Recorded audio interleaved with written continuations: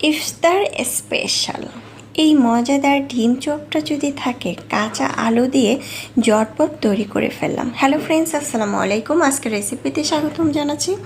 প্রথমে আমি একটি বড় সাইজের আলু কুচি করে নিয়েছি, দেখতে পাচ্ছেন। এখানে কাঁচামরিচ কুচি নিয়েছি, পেঁয়াজ কুচি নিয়েছি। একসাথে আলুটাকে ভালোভাবে ধুয়ে পরিষ্কার করে চিপে পানিটাকে ফেলে দিয়েছি। এখানে বেসন নিয়েছি, আপনারা চাইলে চালের গুঁড়ো এখানে অ্যাড করতে পারেন। চালের গুঁড়োটা নিলে অনেকটা ক্রিস্পি হবে। কাঁচামরিচ কুচিটা একটু বেশি দেওয়ার চেষ্টা করবেন। সামান্য হলুদের গুঁড়া দিয়েছি, মরিচের গুঁড়া 1 টেবিল চামচ, জিরার গুঁড়া দিয়েছি 1/2 চামচ, ধনিয়ার গুঁড়া 1/2 চামচ দিয়েছি, টেস্টি সল্ট দিয়েছি সামান্য একটু।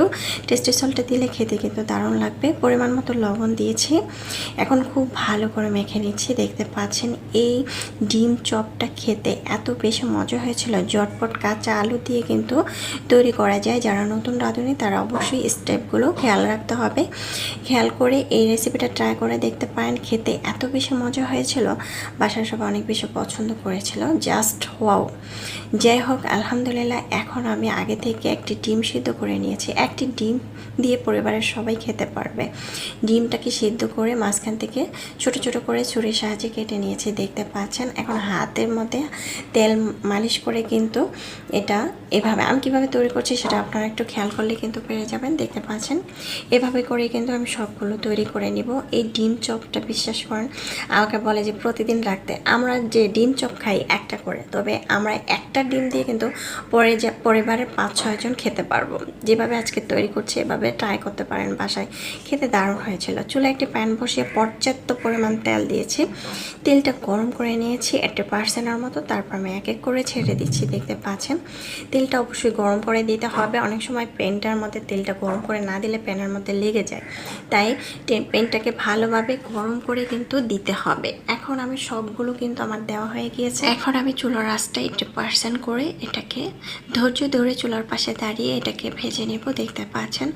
আর অবশ্যই তাড়াহুড়া করা যাবে না। অনেক সময় দেখবেন চুলার আঁচ বাড়িয়ে দিলে কিন্তু দেখবেন এটা পুড়ে গেছে, উপর দিয়ে পুড়ে যাবে, ভিতর দিয়ে কাঁচা থাকবে, খেতে কিন্তু ভালো লাগবে না।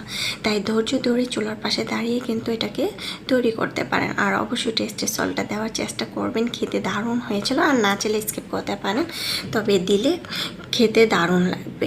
এখন আমি উল্টিয়ে পাল্টিয়ে এপাশ ওপাশ করে ভেজে নিয়েছি। দেখতে পাচ্ছেন এটাকে আমি লাল করে ভেজে নিয়েছি। যখন এরকম লাল হয়ে আসবে উল্টিয়ে পাল্টিয়ে দেওয়ার পরে তারপর আমি এটাকে তেলটাকে ঝরিয়ে উঠিয়ে নিয়েছি। যে বাটিটার মধ্যে নেবেন সেই বাটিটার মধ্যে অবশ্যই চেষ্টা করবেন একটি টিস্যু পেপার দেওয়ার জন্য। টিস্যু পেপারটা দিলে কি হয়, তেলটা অনেকটা টেনে নেয়। তাহলে আর অনেকে দেখবেন তেল খেতে পছন্দ করে না, তাই তেলটা টেনে নিলে আর তেলটা বেশি থাকবে না।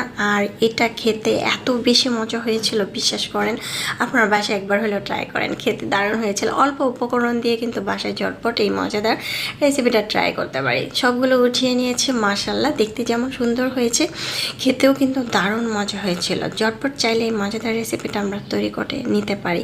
খেতে দারুণ হয়েছিল। এখন আমি একটা বাটিতে পরিবেশন করে নিয়েছি। এখন ছুরির সাহায্যে কেটে দেখিয়ে দিচ্ছি। যারা এতক্ষণ আমার সঙ্গে আমার রেসিপিটা দেখেছেন অসংখ্য ধন্যবাদ জানিয়ে আজকের জন্য বিদায় নিচ্ছি। যারা রেসিপিটা ট্রাই করবেন, রেসিপি কেমন হয়েছে অবশ্যই জানাবেন। এখন আমি গরম গরম পরিবেশন করে নিয়েছি। খেতে দারুণ হয়েছিল। আপনার বাসায় ট্রাই করবেন। আল্লাহ হাফেজ, এনজয়।